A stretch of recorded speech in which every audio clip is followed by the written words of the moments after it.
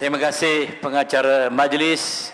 Salam bahagia, salam sejahtera dan selamat malam diucapkan kepada Yang Berhormat Tan Sri Anwar Musa, Setiausaha Agung Barisan Nasional selaku Menteri Wilayah Persekutuan.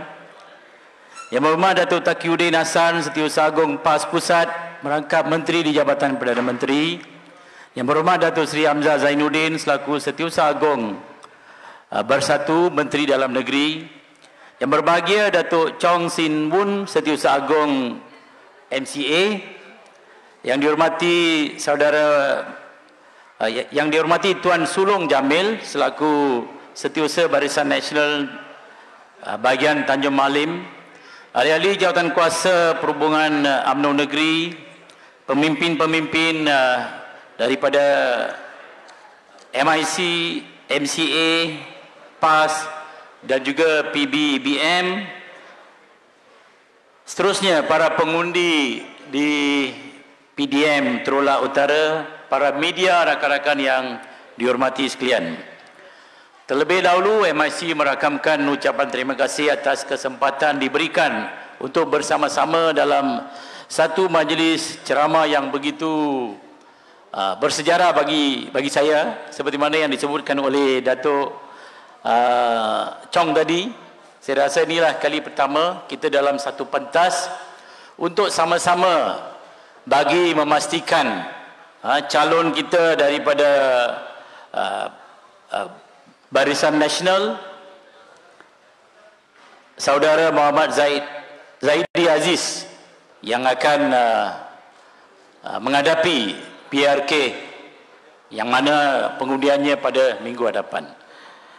Yang berbahagia Muhammad Tan Sri, tuan-tuan dan puan sekalian, bagi MIC saya ingin mengungkap sedikit tentang sejarah bagaimana perkongsian kuasa yang mana telah kita anuti sejak merdeka lagi, di mana ia telah membuahkan hasil pimpinan negara di mana segala hasil masul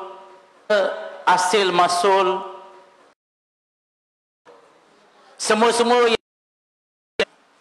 dikongsi dalam erti kata bukan saja dari segi hasil masul tetapi juga dari segi kuasa, kongsi kuasa.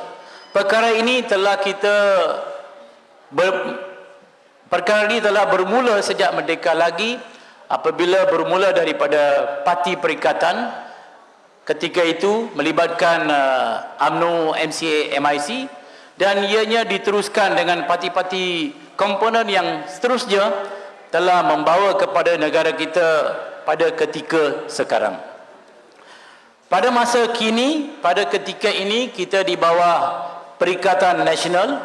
Kalau tuan-tuan dan puan lihat pemimpin-pemimpin di sini, tokoh-tokoh di sini mewakili parti-parti komponen dalam Perikatan Nasional. Kita telah menubuhkan kerajaan pada bulan Mac yang lepas dalam suasana COVID-19 yang begitu menghantui bukan saja masyarakat Malaysia tapi seluruh dunia. Tetapi keputusan yang telah diambil oleh kepimpinan negara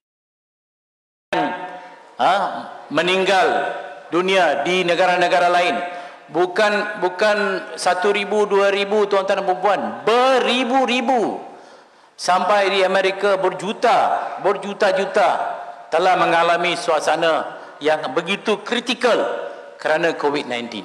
Tapi di Malaysia kita bersyukur kerana ianya masih di bawah angka 10,000 dan angka kematian bawah 200. Ini semua kerana apa? Kerana kepimpinan negara yang begitu prihatin kepada suasana kritikal bila berlaku.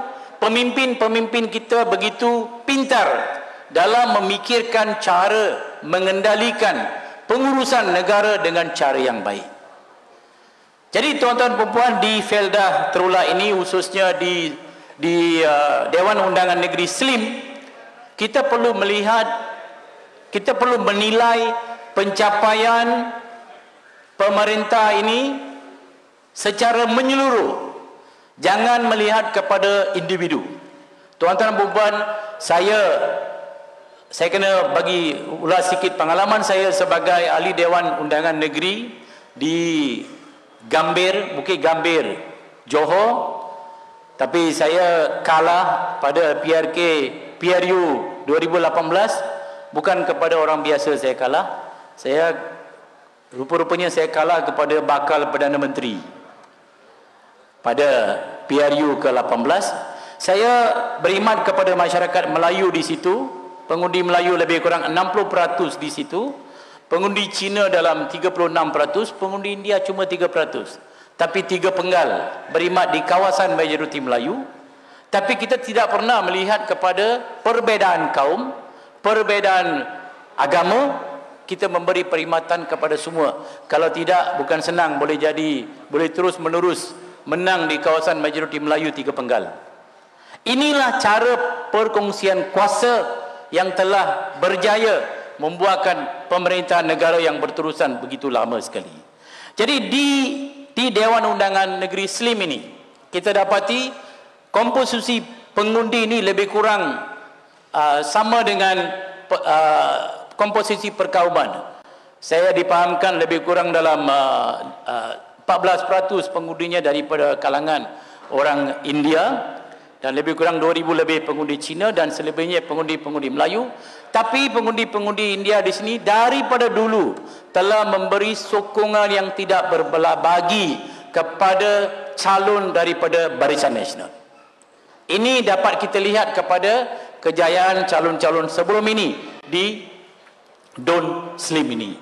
Tuan-tuan dan puan sekalian, apabila saya sebut dari segi perkongsian kuasa tadi, jadi kita dapat lihat betapa perkongsian ini telah dilaksanakan di peringkat negara, di peringkat negeri, di peringkat majlis tempatan, sehingga kan ahli lembaga pelawat sekalipun kita dapat lihat perkongsian dari segi pemerintahan negara yang begitu mengambil kira kepentingan semua kaum.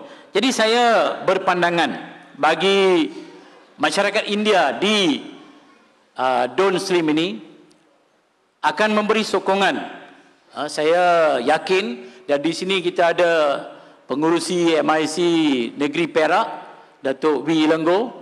Kita ada juga Encik Datuk Kogilan Pelai selaku Naib Presiden MIC. Juga wakil-wakil MIC dari seluruh negara, kepimpinan negeri telah turun padang di PDM bagi membantu mendapatkan sokongan pengundi-pengundi India kepada calon Barisan Nasional di Don Slim ini.